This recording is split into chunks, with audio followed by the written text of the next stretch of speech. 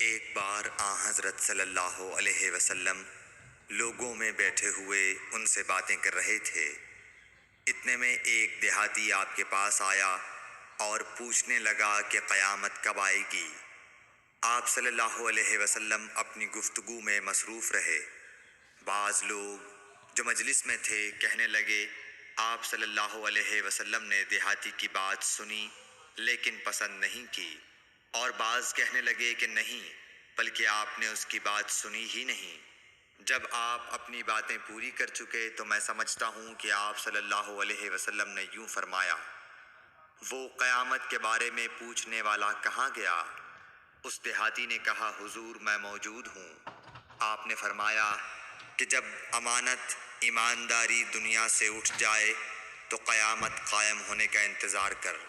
اس نے کہا، ایمانداری اٹھنے کا کیا مطلب ہے؟